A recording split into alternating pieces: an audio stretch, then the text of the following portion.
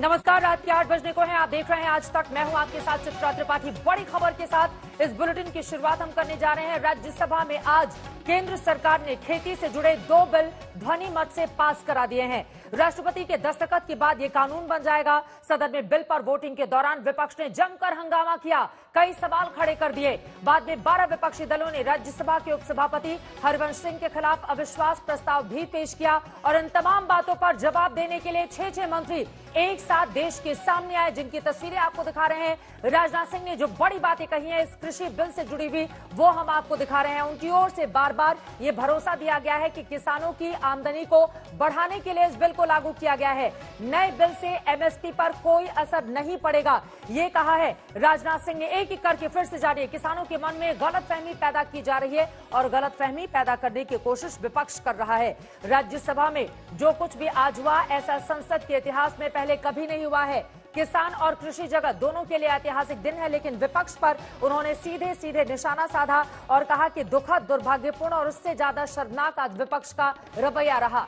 कृषि बिल को लेकर उन्होंने कहा है कि किसानों की आमदनी बढ़ाने वाला यह बिल है। नए बिल से एमएसपी पर कहीं भी कोई असर नहीं पड़ेगा, बार बार इस बात का भरोसा देते हुए नजर आए। वहीं प्रधानमंत्री नरेंद्र मोदी की ओर से ट्वीट करके कैसे देश के किसानों को आश्वस्त किया गया है और उन्होंने एक क्रांतिकारी कदम इसको बताया है, वो हम आपको दिखा रहे हैं। मैं चाहूंगी फुल फ्रेम एक बार फिर से प्रधानमंत्री नरेंद्र मोदी के इस ट्वीट को दिखाया जाए। राज्यसभा से कृषि बिल पास होने के बाद उनकी ओर से ये ट्वीट किया गया है।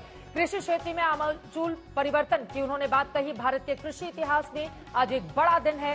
संसद में अहम विधेयकों के पारित होने पर मैं अपने परिश्रमी अन्नदाताओं को बधाई देता हूं। ये न सिर्फ कृषि क्षेत्र में आमूलचूल परिवर्तन लाएगा, बल्कि इससे करोड़ों किसान सशक्त होंगे। प्रधानमंत्री नरेंद्र मोदी ने एक के बाद एक कई ट्वीट किए। मैं पहले भी कह चुका हूं और एक बार फिर कहता हूं, एमएसपी की व्यवस्था जारी रहेगी, सरकारी खरीद जारी रहेगी। हम यहां अपने किसानों की सेवा के लिए हैं। प्रधानमंत्री नरेंद्र मोदी ने अगला ट्वीट किया है। देखिए, कृषि बिल पर आर पार की लड़ाई सरकार और विपक्ष में कैसे है। देश के इतिहास का बड़ा दिन है, सरकार का ये कहना है। विपक्ष कह रहा है काला दिन है। वहीं किसान विरोधी है विपक्ष, सरकार कह रही है गारंटी लें कि किसानों पर कोई प्रभाव नहीं पड़ेगा और उद्योगपतियों का प्रभाव बढ़ेगा। विपक्ष ये आरोप लगा रहा है किसानों को बेहतर बाजार मिलेगा, ये मोदी सरकार का कहना है। अन्नदाता सशक्त होगा, किसान और मजबूर होगा, ये विपक्ष कह रहा है। ये बिल काला कानून है, विपक्ष का ये कहना है। और लगातार तंज कसते हुए विपक्ष के आरोप है कि दरअसल सरकार किसानों को पूंजीपतियों का गुलाम बना रही है, जिस पर आज देश के 6 मंत्री एक साथ सामने आए और प्रेस कॉन्फ्रेंस करके विपक्ष की ओर से जो बातें कही गई, जो आरोप लगाए गए, उस पर जवाब दिया गया है। राजनाथ सिंह ने तमाम सवालों के जवाब दिए हैं। केंद्रीय मंत्री की ओर से इस बिल को लेकर जो विरोध हो रहा है, उस पर किस तरह से जवाब दिया गया है, सुनिए देश के रक्षा मंत्री को।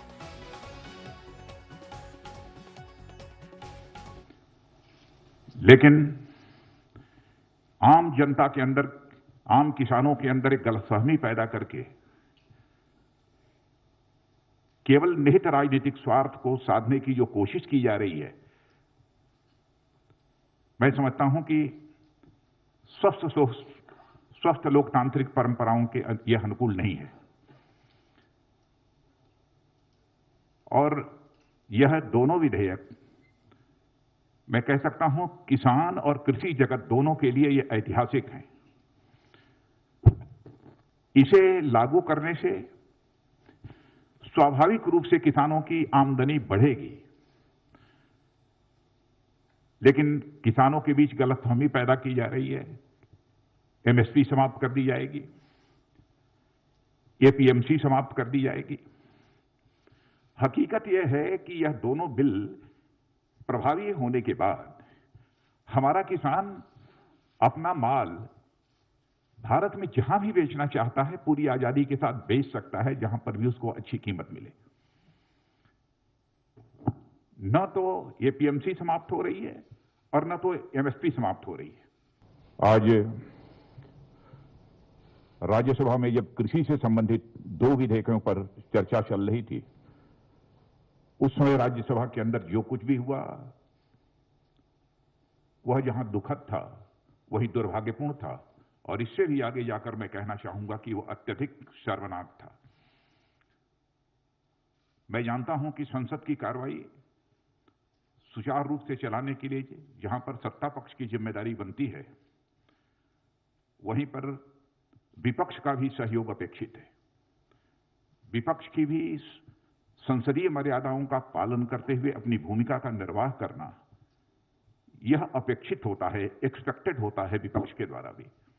डिप्टी चेयरमैन राज्यसभा के उनके साथ जो दुर्व्यवहार हुआ है, प्रत्यक्ष सारे देश ने अपनी आंखों से उसे देखा है। सीधे उनके आसन पर तक चले जाना, और आसन तक जाना ही नहीं बल्कि आसन पर जाकर खड़े हो जाना, वहां पर जाकर रूल्स बुक को फाड़ डालना,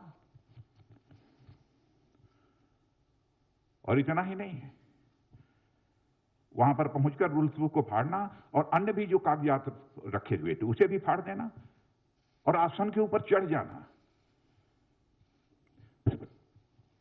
जहां तक मैं जानता हूं, मैं कह सकता हूं कि संसदीय इतिहास में कभी ऐसी घटना न तो लोकसभा में हुई है न राज्यसभा में हुई, और राज्यसभा में होना तो यह और बड़ी बात है। नोटिस गई है चेयरमैन को, जो इस संबंध में फैसला करना होगा करेंगे। हम राजनीतिक स्तर पर उस संबंध में कुछ नहीं कहना चाहेंगे, यह प्रेरोगेटिव पूरी तरह से चेयरमैन का है। 50 तो विपक्ष की ओर से जो सवाल खड़े किए गए, एक एक करके उन तमाम सवालों का जवाब यहां पर राजनाथ सिंह की ओर से दिया गया है। विपक्ष आज पूरे दिन इस मुद्दे पर हमलावर रहा, इसी वजह से 6 मंत्री एक साथ देश के सामने आए। वहीं राज्यसभा से कृषि बिल ध्वनिमत से पास हो गया है। हमारे संवाददाता हिमांशु मिश्रा ने केंद्रीय मंत्री स्मृति ईरानी से इस मुद्दे पर की है बातचीत, सुनिए। आज जो है कृषि संबंधित 2 बिल जो है राज्यसभा में भी पास हो गए लोकसभा के बाद, लेकिन विपक्ष आरोप लगा रहा है कि उनकी बात को सुना नहीं गया, उनको बात पूरी नहीं करने दी गई। विपक्ष माइक तोड़ेगा तो बात कैसे सुनाई देगी देश को? विपक्ष क्या कभी भी राज्यसभा में उपसभापति के पद तक पहुंचकर माइक तोड़ते आपने देखा है? क्या आपने कभी विपक्ष के एक नेता को टेबल पर चढ़ के हंगामा करते देखा है? क्या आपने कभी विपक्ष के किसी मेंबर को कागज छोड़िए उस पूरे सदन की गतिविधि को संचालित करते हुए जो रूल्स हैं उस रूल बुक को फाड़ने की कोशिश करते देखा है? विपक्ष के संदर्भ में मैं बड़े सम्मान के साथ ये कहना चाहूंगी, लोकसभा में जब कृषि मंत्री जी बोले, जब राज्यसभा में कृषि मंत्री जी बोले, उनका आह्वान मात्र ये था कि हम चर्चा के माध्यम से जो भी भ्रम है अथवा जो भी उनकी शंकाएं हैं उनको हम लोग बहुत बढ़िया से अपना जवाब दे सकते हैं ताकि उनकी शंकाओं का निवारण हो सके। लेकिन जब वो बात करने के लिए इच्छुक नहीं है तो आप दोष सरकार पे कैसे लगा सकते हैं? आज हिमांशु जी आपके लिए मैं दोनों बिल की प्रतियां लाई। विपक्ष ने जितनी शंकाएं प्रस्तुत की है, मैं आपसे आग्रह करती हूँ आप पढ़ना चाहें पढ़ें और बताएं मुझे कि ऐसा क्या है इन 2 बिलों में जिससे विपक्ष को आपत्ति है। इन 2 बिलों में है कि किसान आजाद होगा, वो अपनी फसल किसको किस दाम पर बेचना चाहता है। विपक्ष को इससे क्यों ऐतराज है? ये बिल बार बार कहते हैं कि किसान अगर अपने आप को एक ग्रुप में संगठित करना चाहता है ताकि उसको बेहतर दाम मिल सके, ताकि उसको प्रौद्योगिकी का वहां पर इस्तेमाल कर सके, तो ये दोनों बिल उसका संरक्षण करते हैं। इससे विपक्ष को क्यों ऐतराज है? क्रांति बनाम भ्रांति की जो स्थिति इस वक्त देश भर में बनी हुई है, इसी पर बातचीत करने के लिए लाइव इस वक्त हमारे साथ देश के दिग्गज मंत्री रविशंकर प्रसाद जी सीधे जुड़ चुके हैं। कानून मंत्री जी, बहुत स्वागत है आज तक पर आपका। और मेरा सीधा सा सवाल, विपक्ष का ये कहना है कि दरअसल पूंजीपतियों के हाथों में किसानों को सौंप देना चाहती है सरकार, इसी वजह से ये बिल लेकर आई है। किस तरह से जवाब देंगे आप? जब 2019 के चुनाव में कांग्रेस ने मैनिफेस्टो में कहा था कि एग्रीकल्चर मंडी एक्ट के प्रावधान को समाप्त करेंगे, तो क्या वो किसानों के पक्ष में बोल रहे थे क्या? जब भूपेंद्र सिंह हुड्डा ने हरियाणा में कॉन्ट्रैक्ट फार्मिंग शुरू की तो क्या कर रहे थे? जब सीएम्स की जो कमेटी बनी थी उसमें कमलनाथ ने कहा कि किसानों को ट्रेडिंग का पूरा अधिकार मिलना चाहिए, तो क्या वो गलत बोल रहे थे क्या? और 2009 के चुनाव में कांग्रेस पार्टी ने जो पूरे ट्रेड को किसानों के अवसर देने के अपनी मैनिफेस्टो में बात कही थी, तो क्या कर रहे थे? देखो चित्रा जी, ये शुद्ध राजनीति है। आप करें तो ठीक, हम करें तो गलत। और ये मैं आपके माध्यम से देश के लोगों को बताना चाहता हूं इसके 2-3 प्रमुख चीजों को। देखिए, मैं आईटी मंत्री भी हूं कानून मंत्री के साथ साथ। हम लोगों ने एक ई-नाम प्लेटफॉर्म बनाया है। ई-नाम प्लेटफॉर्म क्या है? किसान अपने को रजिस्टर कर सकता है और बिहार के मुजफ्फरपुर का किसान कह सकता है कि मैं नासिक में या साउथ इंडिया में अपना माल बेचूंगा, और जो ट्रेडर रजिस्टर्ड हैं वो उससे बात करते हैं। चित्रा जी, आपको जानकर खुशी होगी कि 1,67,00,000 भारत के किसान रजिस्टर्ड हैं इस पर, और 1,00,000 करोड़ का व्यापार किया है उन लोगों ने। ये भारत के किसानों की उभरती हुई दुनिया है। कुछ लोग चाहते हैं किसान हमारे चंगुल में रहे, मंडी में, जो हम कहें वही करें। ये बिल क्या कहता है? भारत के किसान, तुम्हारे लिए हम पूरा हिंदुस्तान खोल रहे हैं, जहां चाहो वहां अपने माल को बेचो। दूसरी बात, ये व्यवस्था क्या है, इस बात को आप समझिए, ये बहुत जरूरी है। इलेक्ट्रॉनिक ट्रेडिंग का एक अवसर है। जिस दिन माल खरीदा ट्रेडर ने, आपको पेमेंट करना पड़ेगा, मैक्सिमम 3 दिन के अंदर पेमेंट करना पड़ेगा।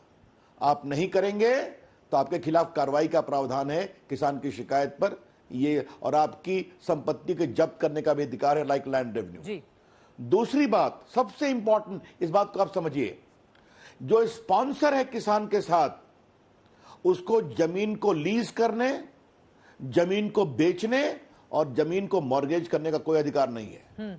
यह बात चर्चा में नहीं आई चित्रा, इसलिए देश का कानून मंत्री आपके चैनल पर देश के किसानों को यह कहना चाहता है कि जिसने आपके साथ कॉन्ट्रैक्ट फार्मिंग की अगर एग्रीमेंट किया, तो उसको आपकी जमीन को लीज करने, आपकी जमीन को बेचने और आपकी जमीन को मॉर्गेज करने का कोई अधिकार नहीं होगा जी। किसान अपनी फसल का मालिक रहेगा और बाकी दूसरा एग्रीमेंट वो कर सकता है। जो एमएसपी है, कहने का मतलब क्या है? हाँ, और मैं एक सवाल ले लेती हूं सर। राहुल गांधी ने ट्वीट किया है। जी प्लीज। सिर्फ एक बात और कहना चाहता हूं कि जो स्पॉन्सर होगा उसका एक प्रावधान है, मतलब जो ट्रेड करेगा, बाकी करेगा जी, वो सारे, जो मान लीजिए कभी कीड़े आ गए, कभी तूफान आ गया, फ्लड आ गया, तो उसकी जिम्मेवारी किसान की नहीं होगी। उस एग्रीमेंट में जो ट्रेड के लिए आएगा स्पॉन्सर, ये जिम्मेवारी उसकी होगी। तो हम किसान को उसकी जमीन के मालिकाना हक पर कोई समझौता नहीं, किसान को अच्छा अवसर मिले। आपको बताएं चित्रा, इस लॉकडाउन में हमारे सीएससी ने त्रिपुरा का जो पाइनएप्पल होता है जी, वहां किसानों को 5 रुपया किलो मिलता था। उन्होंने इलेक्ट्रॉनिक तरीके से उनका पाइनएप्पल दुबई और मुंबई में बिचवाया। मालूम है कितने में? 15 रुपये प्रति किलो। बिहार आप घूमकर आई हैं, हमारे मुजफ्फरपुर की लीची पहुंच गई लंदन और जर्मनी जी। हम किसानों के लिए टेक्नोलॉजी के माध्यम से ये रास्ते बना रहे हैं। हाँ, जो किसानों की नेतागिरी करते हैं उनके लिए परेशानी होगी। फिर राहुल भारत गांधी के 86% किसान, रविशंकर प्रसाद जी ये सवाल क्यों खड़े कर रहे हैं? उनका जो ट्वीट है मैं पूरा पढ़ देती हूं। सरकार के कृषि विरोधी काले कानून से किसानों को पहला एपीएमसी किसान मार्केट खत्म होने पर एमएसपी कैसे मिलेगा? एमएसपी की गारंटी इसमें क्यों नहीं है? किसानों को पूंजीपतियों का गुलाम बना रहे हैं, ये सरकार बना रही है, जिसे देश कभी सफल होने नहीं देगा। एमएसपी को लेकर सवाल यहां पर खड़े किए गए हैं रविशंकर जी। चित्रा जी, राहुल गांधी कितना समझते हैं देश के किसान और किसानी को, इस पर चर्चा कभी और करेंगे। हाँ, लेकिन आपने उनकी बात कर दी अपने चैनल पर, तो मैं एक चीज पूछूं। उन्होंने भूपेंद्र हुड्डा से सवाल पूछा कि कॉन्ट्रैक्ट फार्मिंग को क्यों शुरू किया हरियाणा में, और पहला रजिस्ट्रेशन किसान को आप ही ने दिया था। हुड्डा साहब, कमलनाथ क्यों इसके पक्षधर हैं? कांग्रेस के कई सरकारों ने कर्नाटक में और बाकी जगह पर, आंध्र प्रदेश में इस संबंध में कार्रवाई क्यों की थी? हरियाणा में ये सब हमारे पास है।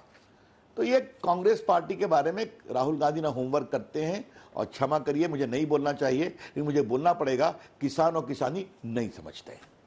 अब आया दूसरा सवाल, मिनिमम सपोर्ट प्राइस। आप इस बात को ध्यान रखिए सुचित्रा जी कि ये एक प्रशासकीय कदम होता है जो सरकार हर साल तय करती है, रबी की फसल और खरीफ की फसल।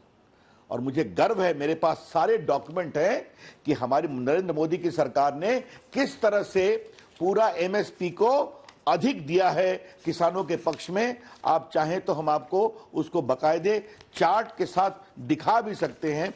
और देखिए, मैं आपको देता ही हूं कि देखिए किसानों के समर्थन मूल्य में कितनी वृद्धि हुई। धान में 2.4 गुना, दलहन में 10 गुना, गेहूं में 1.77 गुना बढ़ाया गया, दलहन में 75 बढ़ाया गया। तो ये हमारी रिकॉर्ड है। एडमिनिस्ट्रेटिव अरेंजमेंट के अनुसार एमएसपी मिनिमम सपोर्ट प्राइस तय होता है जी। प्रधानमंत्री ने कहा कभी नहीं हटेगा। दोनों हाउस में मित्रवत नरेंद्र सिंह तोमर ने हाउस में कहा है कभी नहीं हटेगा। आज राजनाथ सिंह ने 7:30 की बैठक में बाकी 6 मंत्रियों के साथ माननीय रक्षा मंत्री ने कहा कि हमारी सरकार का कमिटमेंट है कि मिनिमम सपोर्ट प्राइस कभी नहीं हटेगा जी। आज देश का एक दूसरा वरिष्ठ मंत्री आपके चैनल पर कह रहा है कभी नहीं हटेगा। तो क्या चाहते हैं लोग? इतना खुलकर बता दिया। और पूरे इस कानून में किसानों के हित में सारे प्रावधान किए गए हैं। उनकी जमीन सुरक्षित, उनका फसल सुरक्षित और उनको अच्छा पैसा मिलेगा। तो ये, और आपको बताएं, कभी आप आज तक की अपनी टीम को जरा बुलंदशहर भेजिए और बाकी आसपास के इलाकों में भेजिए, और वहां के कुछ किसानों ने कमाल का प्रयोग किया कि वो गाजर उगाते हैं और 3-4 बड़ी बड़ी कंपनियां उनके गाजर का जो उनको पैसा देती हैं वो आज तक की कमाई का 15 से 20 गुना अधिक होता है। वो बड़े खुश हैं। तो अवसर मिलने दीजिए, लेकिन हां, किसान के हित पर अहित नहीं होना चाहिए, और यह कानून उसकी पूरी रक्षा करता है। और फिर मैं कहूंगा, आप करें तो ठीक, राहुल गांधी के मुख्यमंत्री पर मुख्यमंत्री ये काम करता रहे। ये सारे कच्चे चिट्ठे हमारे पास हैं, मैं आपका समय नहीं लूंगा। क्या किया हरियाणा ने, क्या किया आंध्र ने, क्या आज पंजाब में नहीं हो रहा है क्या? आप मुझे बताइए। तो हम ये नहीं कहते कि मंडी खत्म हो जाएगी जी, लेकिन किसान मंडी के चंगुल से बाहर आएगा। यह नहीं होगा कि तुझे अपना माल मंडी के गेट से ही निकलना होगा, नहीं। किसान कहे भैया आप मंडी रखो। हमने दिल्ली के ट्रेडर से बात किया है, हमने महाराष्ट्र के ट्रेडर से बात किया है, हमने बिहार बंगाल के लिए बात किया है, हमें इतने पैसे मिल रहे हैं।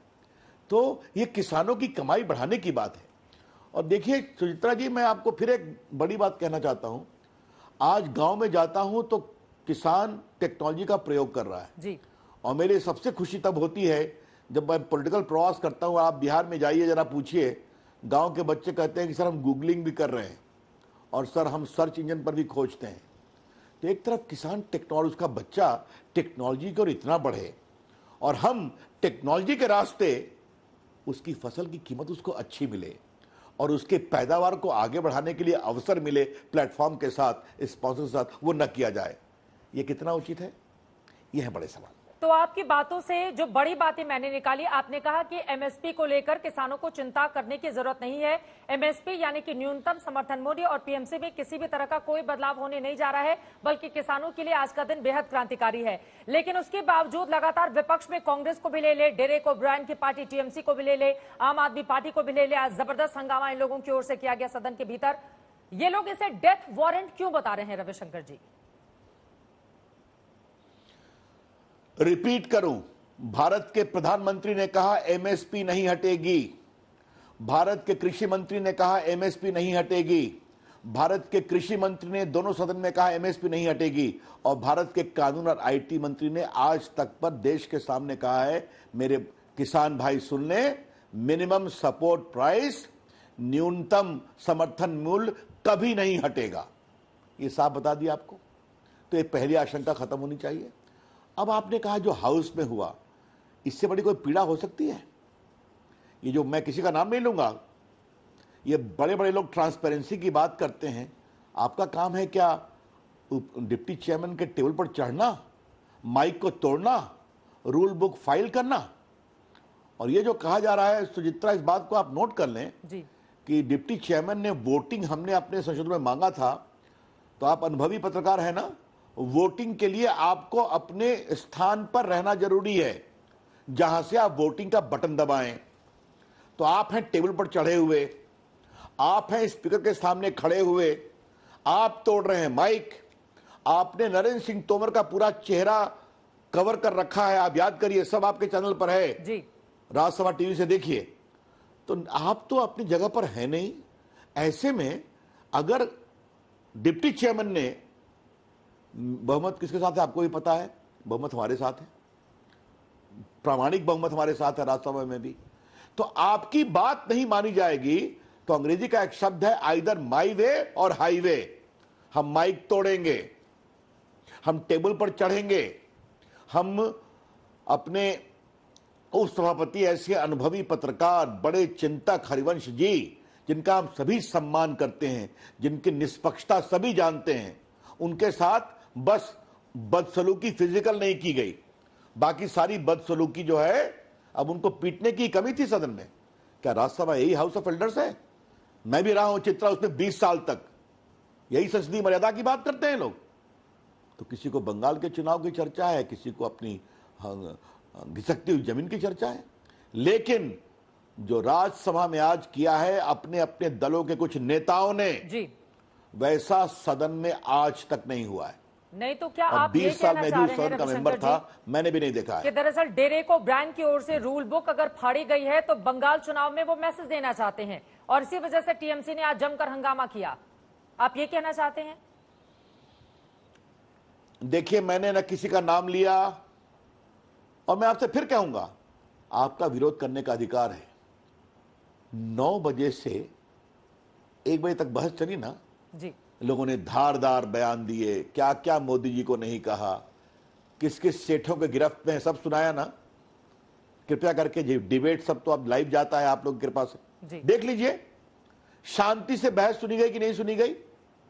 उन्होंने प्रधानमंत्री और हमारी पार्टी के ऊपर कैसे कैसे शर्मिंदा भरी टिप्पणियां किया, किसी ने कुछ कहा क्या?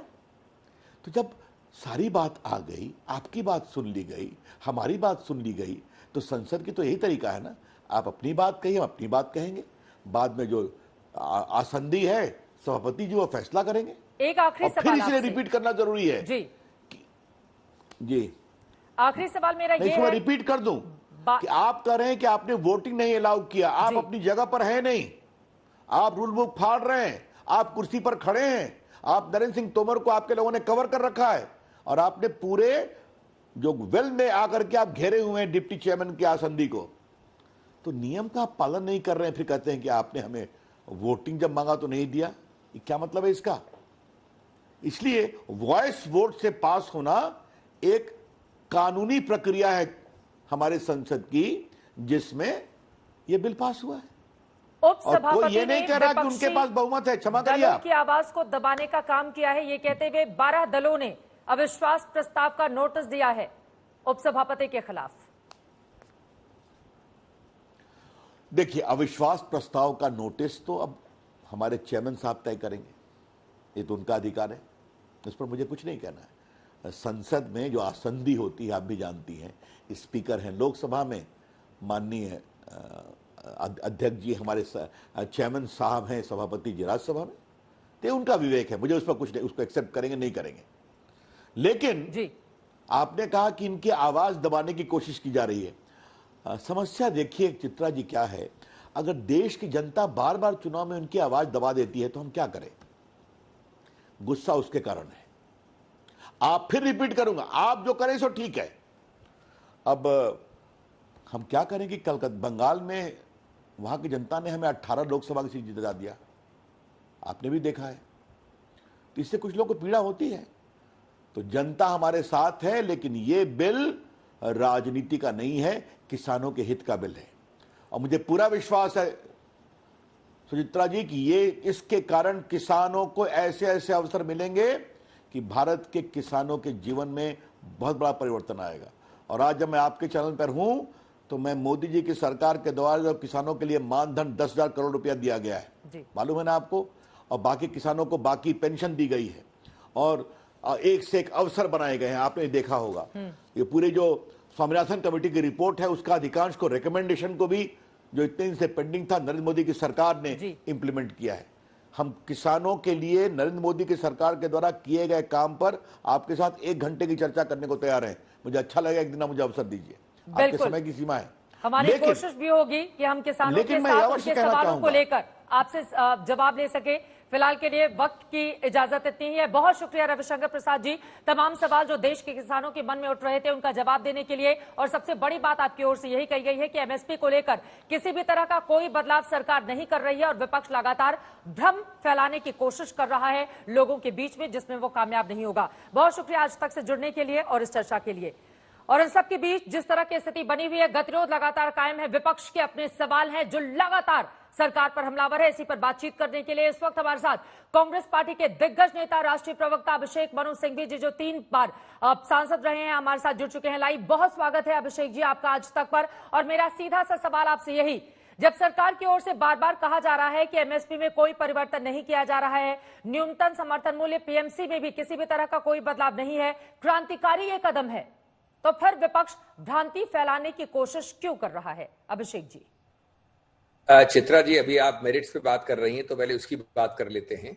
देखिए, इस बिल के कई बिंदु हैं विरोध के और अत्यंत गंभीर हैं। पहली बात, आप अगर, मैं हूं खरीदार, आप हैं कृषक, आप मेरे और आपके बीच में आवागमन करके जो निश्चित होगा उसके आधार पर बेचना अगर अनुमति देंगे, जो इस एक्ट द्वारा, इस बिल द्वारा कहा जा रहा है, तो ये बताइए मुझे कि एमएसपी अगर आपने एबॉलिश नहीं भी की, यानी नाम वास्ते एक चीज है एमएसपी, लेकिन आप और हम नेगोशिएट करके उसको खरीद और बेच रहे हैं, तो एमएसपी का क्या औचित्य है, क्या मूल्य है, क्या वजन है? मैं एक बहुत बड़ा उद्योगपति हूं, मैं मान लेता हूं एक मध्यम वर्ग के कृषक हैं। ज्यादातर हमारे 86% देश में 5 एकड़ से कम वाले कृषक हैं जी। तो आप उनमें से एक मान लीजिए, 5 एकड़ हाईएस्ट मान लीजिए अपना। आप क्या नेगोशिएट करेंगी मेरे से? एमएसपी, जो न बाध्य है मेरे ऊपर ना आपके ऊपर। तो ये एक बहुत बड़ा एक फ्रॉड हो रहा है, एक मजाक हो रही है। ये सही कह रहे हैं, अभी जो मैंने सुना कुछ 2-3 मिनट के लिए प्रसाद जी, सही कह रहे हैं राजनाथ जी कि औपचारिक रूप से एमएसपी अबॉलिश, निरस्त नहीं हो रही है, लेकिन एमएसपी को इरेलेवेंट करार किया जा रहा है। उसको होना नहीं होना बराबर हो रहा है। एमएसपी एक चीज होगी जो एक प्राइस है, कहीं ना कहीं से मिली है, सरकार ने नोटिफाई भी की हो, लेकिन उसमें न बाध्य है वो बेचने वाला, न बाध्य है खरीदने वाला जी। समझ लीजिए कि मैं एक बहुत बड़ा उद्योगपति हूं और मैं आपको कहता हूं कि मैं आपका पूरा का पूरा माल उठाना चाहता हूं, लेकिन चूंकि मैं पूरा माल उठा रहा हूं आपका, इसलिए मैं चाहूंगा कि आपको 30% एमएसपी से कम दूं। लेकिन सरकार का, अभिषेक जी, ये दावा है कि बिचौलियों को खत्म करके किसानों को ज्यादा फायदा मिले। सरकार इसकी कोशिश कर रही है और आप लोग भ्रम फैलाने की कोशिश कर रहे हैं। दूसरे पॉइंट पे आइए। ये बहुत अच्छा उद्देश्य हो कि अगर आप आढ़तियों को हटा पाए।